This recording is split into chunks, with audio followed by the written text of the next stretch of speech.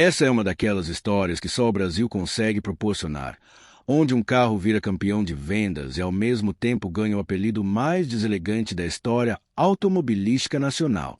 Estamos falando do Volkswagen Gol, que chegou ao mercado em 1980 como a grande promessa da montadora alemã para finalmente criar um sucessor digno do eterno Fusca, mas acabou sendo apelidado carinhosamente pelo povo brasileiro de carroça, numa demonstração clara de que sucesso comercial nem sempre anda de mãos dadas com admiração incondicional.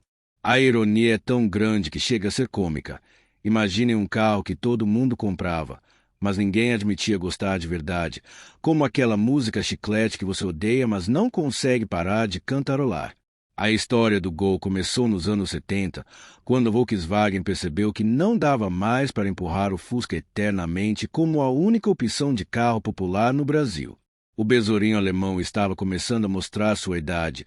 A concorrência estava esquentando com modelos como o Fiat 147 e o Chevette, e principalmente, o público brasileiro estava ficando mais exigente, querendo carros com motor na frente, porta-malas traseiro e outras modernidades que o Fusca simplesmente não podia oferecer por limitações de projeto. Os engenheiros da Volkswagen se reuniram e decidiram que era hora de criar algo revolucionário. Um carro que mantivesse a confiabilidade tradicional da marca, mas com tecnologia moderna e design atrativo para conquistar uma nova geração de motoristas. O projeto do Gol foi baseado numa plataforma completamente nova, desenvolvida especificamente para mercados emergentes, com foco em simplicidade de produção, facilidade de manutenção e, principalmente, preço acessível para competir no segmento popular. A Volkswagen investiu pesado no desenvolvimento. Criou uma nova fábrica em Taubaté especialmente para produzir o modelo. Trouxe tecnologia europeia adaptada para as condições brasileiras e, principalmente, fez uma campanha de marketing que prometia uma revolução no transporte popular nacional. O slogan era Gol, o carro que o Brasil esperava, numa clara tentativa de posicionar o modelo como evolução natural e inevitável do automóvel brasileiro. Quando o Gol chegou às concessionárias em 1980, causou um impacto visual imediato. O design era realmente moderno para os padrões da época, com linhas retas e angulares que lembravam os carros europeus mais avançados, faróis retangulares que davam cara de seriedade e, principalmente, proporções harmoniosas que faziam o carro parecer maior e mais importante do que realmente era. Comparado com o Fusca arredondado e o Chevette sem personalidade, o Gol parecia ter saído diretamente do futuro para mostrar como deveria ser um carro popular moderno. As primeiras reportagens especializadas elogiaram o visual, destacaram a inovação técnica e previram um sucesso estrondoso, o que de fato aconteceu nas vendas. Mas aí que começou a saga cômica do Gol BX, porque uma coisa era ver o carro parado na vitrine da concessionária, outra completamente diferente era dirigir o dito cujo no dia a dia brasileiro. Os primeiros proprietários logo descobriram que o Gol tinha personalidade própria, e não era exatamente uma personalidade tranquila e comportada. O carro fazia mais barulho que banda de rock tocando em garagem, a suspensão era dura que nem banco de praça de cidade do interior, e o acabamento interno lembrava mais uma oficina mecânica do que o interior de um automóvel de passeio. Era como se os engenheiros tivessem decidido que conforto era frescura de rico e que brasileiro tinha que se contentar com um carro que funcionasse, mesmo que fosse barulhento feito trator. O motor 1.6 do Gol BX era outro capítulo à parte na lista de características peculiares do modelo. Tecnicamente era superior ao motor do Fusca, tinha mais potência, melhor torque e consumo mais eficiente, mas na prática produzia um som que lembrava uma mistura de liquidificador industrial com britadeira trabalhando em regime de urgência. O barulho era tão característico que você reconhecia um Gol BX se aproximando 3 quarteirões antes de vê-lo, e os proprietários desenvolveram uma relação de amor e ódio com esse som que se tornava parte da trilha sonora do dia a dia. Era impossível ter uma conversa normal dentro do carro em velocidade de estrada sem gritar, e o rádio precisava estar no volume máximo para ser ouvido por cima da sinfonia mecânica. A suspensão do Gol BX merece um capítulo especial na história dos carros desconfortáveis. Os engenheiros aparentemente decidiram que o brasileiro gostava de sentir cada pedregulho da estrada, cada buraco, cada irregularidade do asfalto e calibraram a suspensão para transmitir fielmente todas essas sensações diretamente para a coluna vertebral dos ocupantes. Uma viagem de São Paulo ao Rio de Janeiro num Gol BX era considerada um exercício de resistência física que deixava os passageiros com dores musculares que duravam dias. Era como andar de carrinho de rolimã por horas, só que com motor e velocidade maior. O acabamento interno do Gol BX era outro motivo de piada entre os proprietários e admiradores do modelo.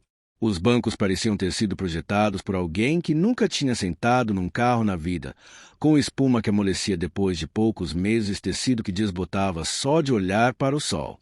O painel era feito de plástico que rangia, estalava e fazia barulhos estranhos a qualquer mudança de temperatura, criando uma orquestra de sons irritantes que competia com o barulho do motor pela tensão auditiva dos ocupantes. As maçanetas internas eram posicionadas de forma tão desconfortável que abrir a porta de dentro do carro virava um exercício de contorcionismo. Fogo gostando do conteúdo? Não perca os próximos vídeos sobre os carros mais polêmicos do Brasil. Clique em inscrever-se e ative o sininho para receber todas as novidades. Sino, mas aqui vem o paradoxo mais interessante da história. Apesar de todos esses defeitos, o Gol BX vendia como água no deserto. As concessionárias Volkswagen não conseguiam dar conta da demanda. Havia listas de espera de meses para conseguir um exemplar, e o carro rapidamente se tornou o modelo mais vendido do Brasil, posição que manteve por vários anos consecutivos. Era como se o público brasileiro tivesse desenvolvido uma síndrome de Estocolmo automotiva, comprando em massa um carro que criticava abertamente. A explicação para esse fenômeno estava numa combinação perfeita de fatores que só o mercado brasileiro poderia proporcionar. Primeiro, o Gol oferecia exatamente o que o mercado estava pedindo: um carro moderno, com motor na frente, porta-malas traseiro, design atual e preço acessível. Para quem vinha do Fusca, o Gol parecia um foguete espacial em termos de modernidade e praticidade. Segundo, apesar de todos os ruídos e desconfortos, o carro era mecanicamente confiável. Não dava problema sério com frequência e podia ser consertado em qualquer oficina do Brasil. Terceiro, o Gol tinha um custo-benefício imbatível para quem queria sair do transporte público ou trocar de carro mais antigo por algo atual. A questão do apelido carroça surgiu naturalmente da combinação entre o barulho excessivo, a suspensão dura, principalmente da comparação inevitável com carros mais refinados da época. O Gol BX realmente lembrava uma carroça motorizada quando passava por ruas de paralelepípedo ou estradas de terra, com todo aquele barulho de ferragens balançando e a sensação de que o carro ia se desmontar a qualquer momento. Mas o mais interessante é que o apelido foi adotado carinhosamente pelos próprios proprietários, como se fosse uma característica folclórica do modelo, uma marca registrada que distinguia o Gol de qualquer outro carro do mercado. O fenômeno do Gol carroça também revelou algo interessante sobre o mercado brasileiro: a capacidade de aceitar defeitos desde que as qualidades fundamentais estejam presentes. O brasileiro da época dos anos 80 estava acostumado com produtos que não eram perfeitos e sabia distinguir entre defeitos cosméticos e problemas estruturais. O Gol podia ser barulhento e desconfortável, mas não quebrava, não deixava o dono na mão, não tinha problemas elétricos misteriosos e, principalmente, era um carro completo e moderno pelo preço que custava. A Volkswagen, inicialmente preocupada com as críticas ao conforto do Gol, logo percebeu que isso não estava afetando as vendas, que talvez fosse melhor aceitar as características do modelo como parte de sua personalidade. Era como ter um filho barulhento, mas carinhoso. Você pode tentar mudá-lo, mas às vezes é melhor aceitar como ele é e aproveitar as qualidades positivas. A montadora chegou ao ponto de usar o sucesso comercial como resposta às críticas, argumentando que se o povo brasileiro estava comprando tanto, era porque o carro atendia às necessidades reais do mercado. Os mecânicos da época desenvolveram uma relação especial com o Gol BX. Por um lado, adoravam a simplicidade mecânica que facilitava a manutenção e diagnóstico de problemas. Por outro lado, reclamavam dos ruídos normais do carro que faziam os clientes voltarem à oficina pensando que havia algo errado. Era comum um mecânico experiente explicar para cliente nervoso que o Gol é assim mesmo, faz esse barulho todo, mas não tem problema não. numa frase que se tornou quase um mantra das oficinas brasileiras da década de 80. A imprensa especializada da época também teve que desenvolver uma forma especial de avaliar o Gol BX. Como criticar um carro que vendia tanto e que claramente atendia às necessidades do mercado, mesmo tendo defeitos óbvios de conforto? A solução foi criar uma categoria especial de avaliação, reconhecendo as limitações do modelo, mas destacando suas qualidades práticas e seu valor comercial. Era como fazer a crítica de um filme B que todo mundo assistia e gostava. Tecnicamente tinha problemas, mas funcionava para o público-alvo. O Gol BX também criou toda uma cultura própria entre seus proprietários. Havia encontros informais onde os donos comparavam os tipos de ruído que seus carros faziam, trocavam dicas de como minimizar o desconforto da suspensão e, principalmente, contavam histórias engraçadas sobre as reações de pessoas que andavam no Gol pela primeira vez. Era como um clube de proprietários de motos Harley-Davidson, onde o barulho excessivo vira motivo de orgulho em vez de vergonha. A questão da durabilidade do Gol BX também contribuiu para seu sucesso, apesar dos pesares. O carro podia ser desconfortável, mas durava anos sem dar problema significativo. Muitos exemplares rodaram centenas de milhares de quilômetros mantendo a mesma característica barulhenta e dura do primeiro dia, provando que aqueles ruídos todos não indicavam problemas mecânicos, mas simplesmente características de projeto. Era como um trator que nunca quebra. Pode não ser confortável, mas cumpre sua função com eficiência admirável. A evolução do Gol ao longo dos anos também mostra como a Volkswagen foi aprendendo a balancear as necessidades do mercado brasileiro. As versões seguintes foram gradualmente melhoradas em termos de conforto, ruído e acabamento, mas sempre mantendo a essência de carro prático e confiável que fez o sucesso da primeira geração.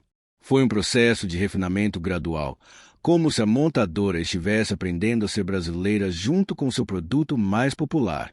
O legado do Gol BX carroça é fascinante quando olhamos com a perspectiva dos anos. O carro provou que no mercado automobilístico, assim como na vida, não é preciso ser perfeito para ser bem-sucedido. Basta atender às necessidades fundamentais do seu público e ter personalidade própria, mesmo que essa personalidade seja meio barulhenta e desconfortável. O Gol BX foi o primeiro carro popular brasileiro que teve coragem de ser imperfeito publicamente, de assumir seus defeitos como características e ainda assim conquistar o coração do povo. Bem no alvo, não saia sem se inscrever. Nos próximos vídeos, vamos contar mais histórias incríveis da indústria automotiva brasileira. Aperte o botão inscrever-se agora e seja parte desta comunidade que ama carros e histórias bem contadas. Televisão Faíscas hoje. Quando vemos um Gol BX bem conservado na rua, é impossível não sorrir ao lembrar de toda essa história. O carro que foi chamado de carroça se tornou um ícone da indústria nacional, prova de que sucesso comercial não precisa estar ligado à perfeição técnica, mas à capacidade de entender e atender o que o mercado realmente precisa. O Gol BX foi barulhento, desconfortável e imperfeito, mas foi também honesto, confiável e eficiente, qualidades que no final das contas importavam mais para o brasileiro médio dos anos 80 do que bancos macios e cabine silenciosa.